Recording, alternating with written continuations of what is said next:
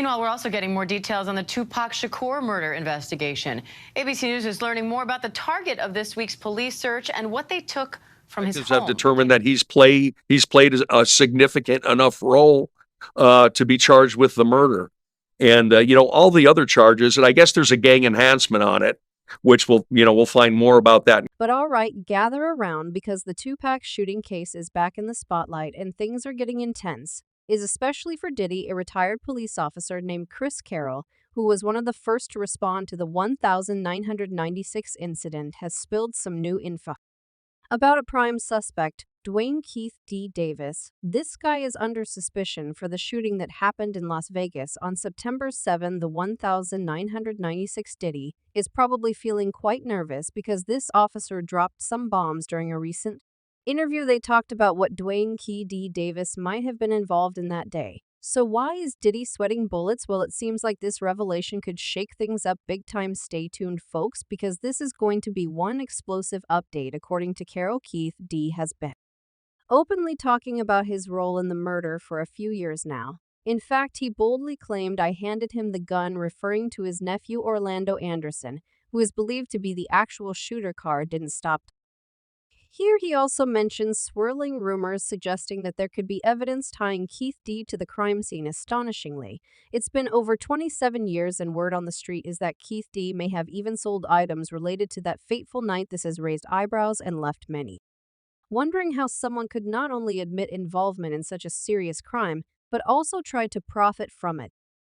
The internet has been abuzz with reactions to this story. Some folks believe the officer's account, with one user noting that it all seems quite genuine. However, they couldn't help but express their frustration over how a legend like Tupac may have lost his life over what appears to be a petty gang dispute and a series of unfortunate choices. Others have delved deeper into the mystery surrounding Tupac's murder.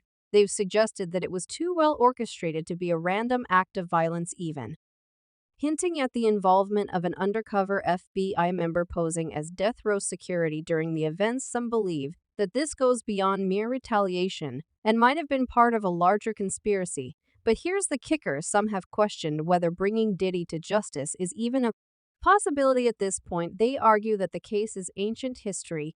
Diddy has plenty of resources in high-powered lawyers from years past, and frankly, it's a done deal.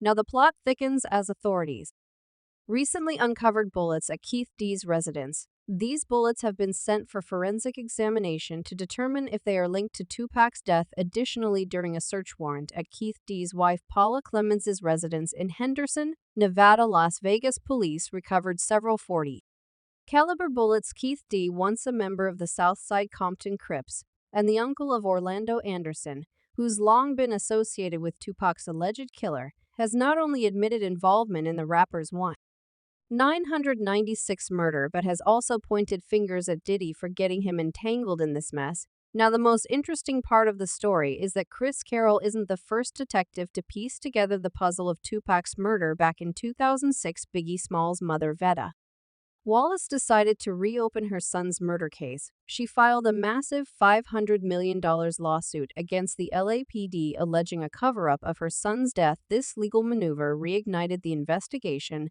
and brought it to the desk of LAPD Detective Greg Kading. During his probe, Kading began connecting the dots and arrived at a bold conclusion: the murders of Tupac and Biggie were connected. According to King's 3-year investigation, it seems like Puff Daddy might have put a $1 million hit on Tupac, and Suge Knight. It all goes back to that famous rap beef involving Puff and Biggie. Apparently, Diddy had some connections with a gang in LA and hired a Crips member named Keith D, which is Keith Davis, by the way, to do the dirty work. But wait, who pulled the trigger on Tupac? Kading claims it was a Crips gang member named Orlando "Baby Lane" Anderson.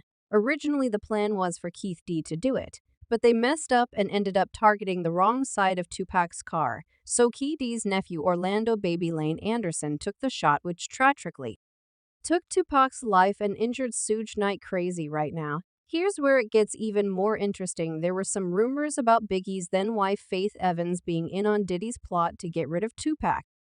After Tupac's murder, Keith D claimed he contacted Diddy and Evans to let them know they were responsible for it all. But here's a crucial point. Kading insists that Biggie had nothing to do with Tupac's murder. Despite their famous beef, he says Biggie had no idea about Diddy's sinister plans. But wait, the plot thickens even further after Tupac's murder. Suge Knight supposedly sought revenge by hiring a Bloods gang member named Wardell Pui Fu to take out Biggie. Poochie allegedly received $113,000 for the job and fired shots at Biggie's car while he was leaving a party thrown by Vibe magazine. Sadly, Biggie didn't survive.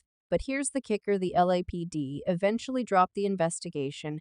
Even with all the digging, Kading, did they manage to brush off the $500 million case brought on by Biggie's mom. Kading, though, got removed from the task force due to a separate internal affairs investigation, but he was cleared of any charges. Some folks still see him as a rogue cop now for the alleged murder. Orlando Baby Lane Anderson and Wardell Pui Fu's both reportedly passed away from unrelated causes, so even if all these claims are true, the individuals directly responsible for the deaths of Tupac and Biggie aren't around to face justice. Apart from official police investigations, there has been a ton of hints and rumors within the rap industry linking Diddy to Tupac's death in 2018.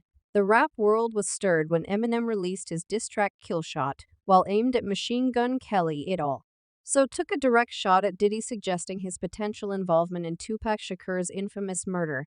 This line created a major buzz, and many turned their attention to Puff Daddy, wondering how he would respond. One person who had an insider's perspective on the aftermath was Joe Budden. He revealed a private conversation he had with Diddy on his popular podcast. According to Joe, Diddy was not pleased with the accusation, but kept his statement brief and cryptic, saying nothing to speculate about nothing.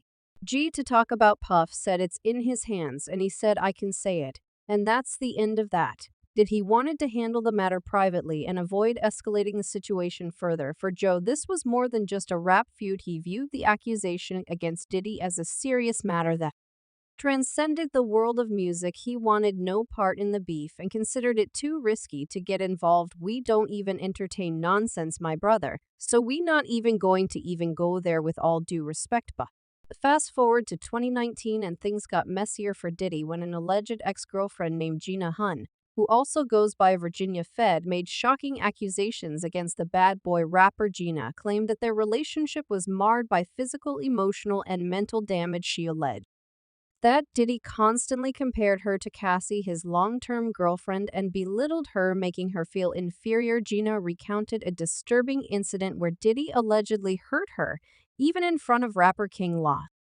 She described how things escalated in a hotel, with Diddy violently grabbing her face, causing her nose to bleed. Gina claimed that during these fights, Diddy was the only one who offered any help. When you say describe it, he was abusive. He was like always belittling me, and always like he was like mentally emote. However, the most startling revelation came when Gina alleged that Diddy had paid her to have not one but 2 abortions. She disclosed that the first time she became pregnant in October 2014, Diddy reportedly offered her $50,000 to terminate the pregnancy. Gina turned down the money because she claimed to genuinely love him and wanted to prove her intentions were not driven by his wealth but by her care for him.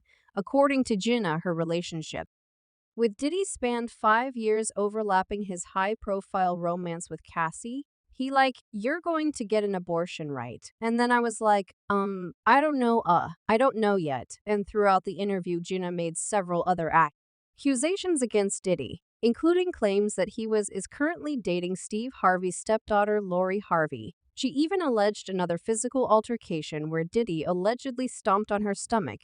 As of now, Diddy has not publicly responded to any of these serious allegations, leaving the public in suspense about how this situation will unfold. Truth be told, it's highly doubtful that anyone can bring Diddy to justice at this point. However, as the saying goes, you never know. But what are your thoughts on this? Feel free to comment down below. And while we wait for more updates, make sure to watch this next video where we would reveal even more shocking teas and